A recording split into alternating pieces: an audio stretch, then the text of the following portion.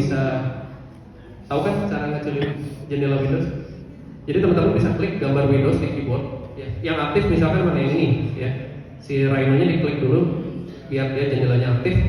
Teman-teman klik tanda Windows di, kalau yang pakai Windows ya, klik tanda Windows di laptop, kemudian klik kiri atau kanan. Nanti dia bergeser kiri atau kanan mengecil. Ya, misalkan gini. Nah, jadi dia ngecilin. Kalau untuk dua jendela bisa klik si grasshopper-nya di sini. Gitu. Itu cara untuk ngecilin, ngegedein satu jendela di, saya ketik Word. Oke. Ctrl C, Ctrl V ada dua. Oke. Terus saya ketik revolve, sama perintahnya revolve. Revolve. Nah, ada revolve yang biasa ya, revolution di sini. Ada yang revolve. Kalau nggak, klik di surface. Sebentar ini saya perbesar dulu si jendela. View.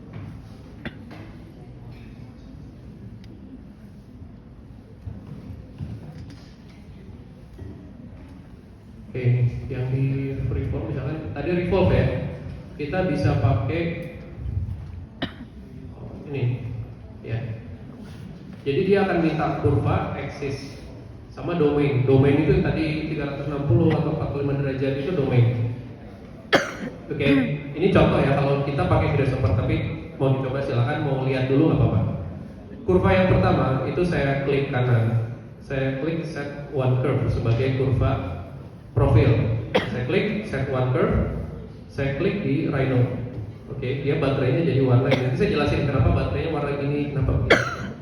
Oke, ini kemudian saya klik set one curve di sini, construct domain, Oke, domain startnya 0, domain end-nya ini klik dua kali nanti ya kalau misalkan kalian masuk. Nah di sini tinggal tulis 360 misalkan paling maksimum.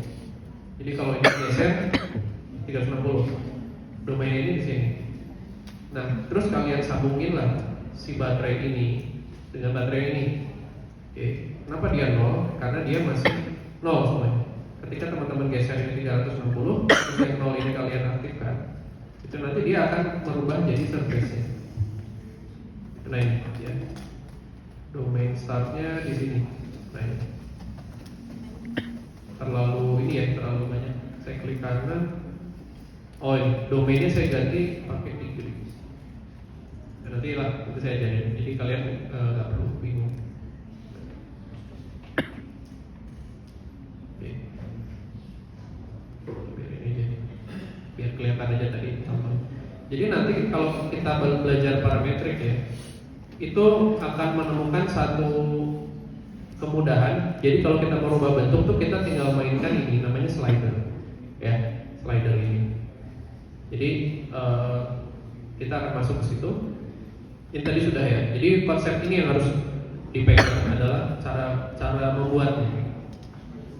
Oke. Nah sebelum kita masuk ke grasshopper, beberapa slide lagi, kita akan coba teman-teman bisa buat ini ya.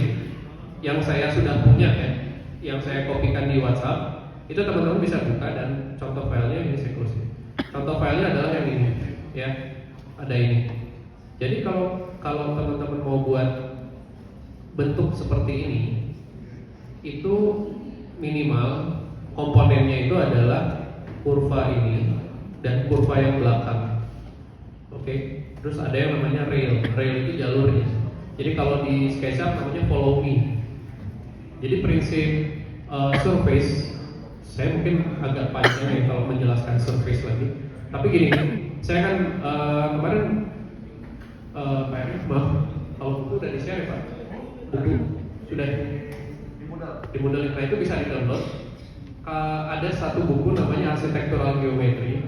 Ya, itu kalau dibaca semuanya pusing sebenarnya bukunya, karena matematika banyaknya angka. Tapi yang saya mau jelaskan adalah cara membuat surface. Itu adalah prinsip dasar kenapa kalian bisa melihat bangunan-bangunan ikonik di arsitektur. Ya, jadi cara membuat surface-nya dulu. Oke, misalkan gini, kalau kita bicara stadion, ya, sebentar ya. Kalau kita bicara stadion, itu kita kebayang kan, dia kayak bentuk mangkok ya. Dia bentuk mangkok, kemudian kurang lebih punya sisi yang sama ya. Nah, misalkan kita bikin bentuk stadion dia oval begini, kemudian dia ada sisi sebelah pinggirnya gitu ya, kemudian di sisi bawahnya. Nah, kalau kita ingat bentuk tadi, maka kita bisa memahami bahwa si ini sebetulnya stadion ini ya, misalnya dia akan punya bentuk profil kurva dan titik aksisnya di tengah sini, nggak di sini ya. Kalau di sini dia jadinya gini. Supaya dia bisa bentuknya agak menjauh ke sana, maka aksisnya agak jauh. Jadi dia akan nanti putar, gitu ya, dia diputar.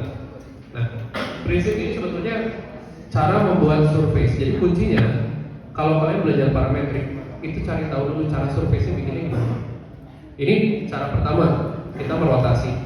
Cara kedua, ada yang namanya loft atau LFT, kalau dicek ya di situ, atau rule surface, RULED, rule surface. Bedanya apa?